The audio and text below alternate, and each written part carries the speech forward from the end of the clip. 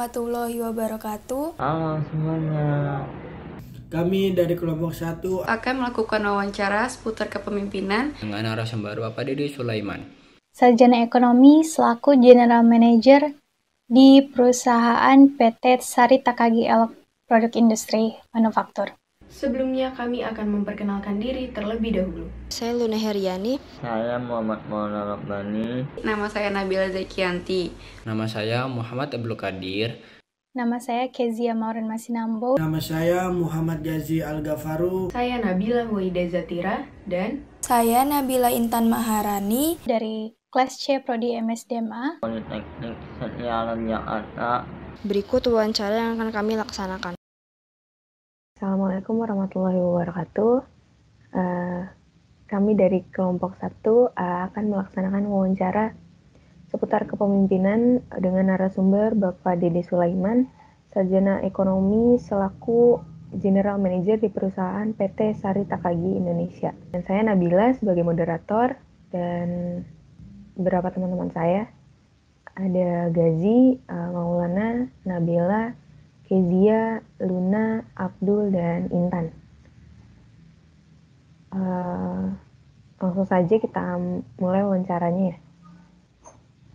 Halo, selamat sore. Selamat sore Pak. Apa kabar? Sore Pak. Ya, alhamdulillah Pak. Sehat-sehat selalu semoga ya Pak. Hari ini ketemu lagi kita Pak untuk hari ini kita ketemu lagi untuk wawancara kali ini seputar kepemimpinan nih Pak. Ya, silakan. Ya. Oke, yuk kita langsung aja masuk ke pertanyaan pertama. Silakan. Bapak, selamat sore Pak. Sore.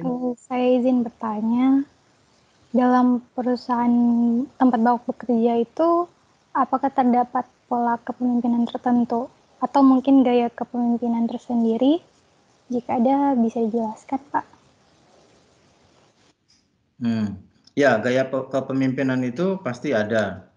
Masing-masing orang, masing-masing pemimpin pasti berbeda gaya kepemimpinannya. Tergantung dari situasi dan kondisi yang ada di perusahaan tersebut.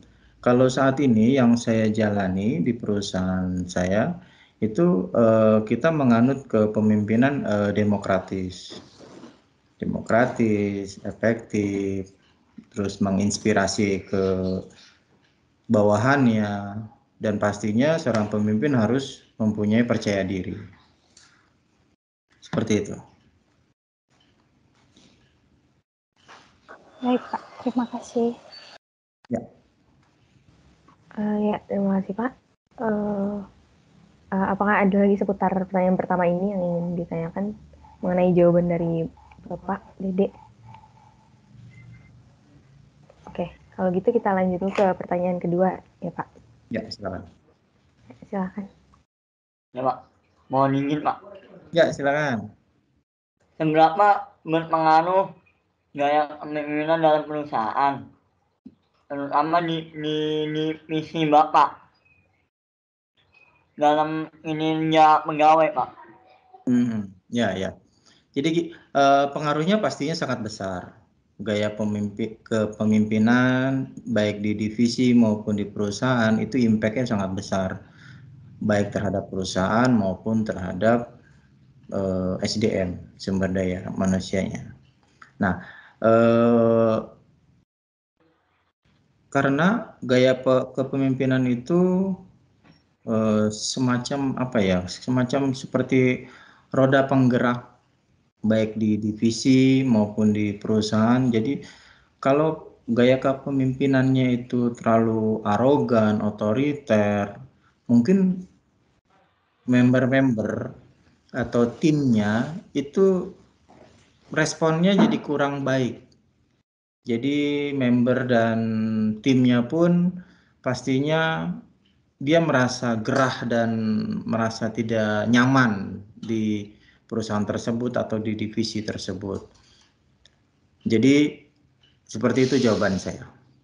Oh, jadi gimana cara memimpinnya ya Pak ya?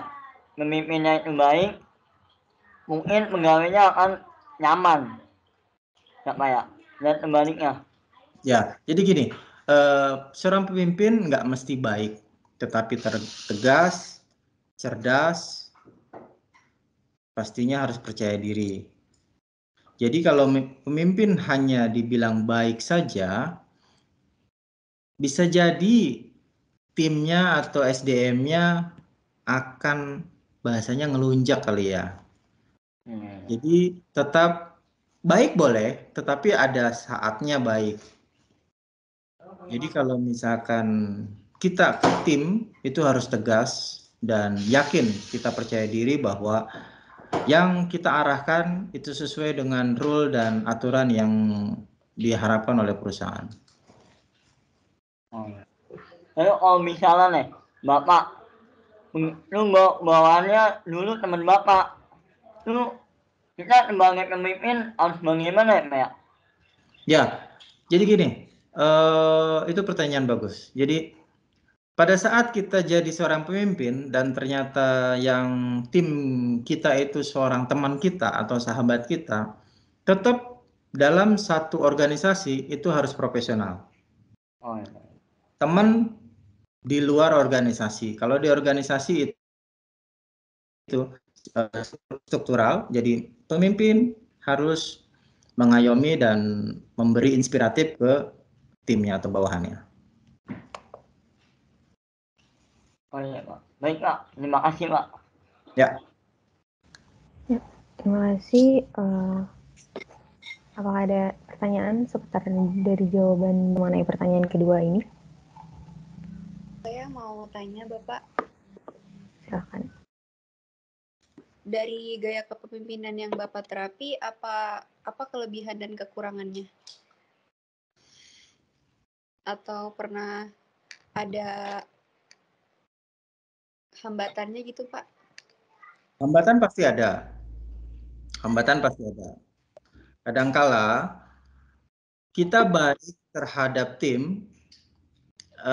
timnya itu merasa kita nggak tegas atau seperti apa. Jadi tetap intinya itu kita harus tegas pada saat situasi dan kondisi yang diperlukan untuk ketegasan. Jadi hambatan pasti ada. Karena tipikal orang itu berbeda-beda. Orang tersebut tidak dalam satu tim pasti ada yang tidak bisa menerima dengan ketegasan. Pasti harus melalui hubungan personal yang baik antara atasan dan bawahan. Itu paling intinya. Terima kasih.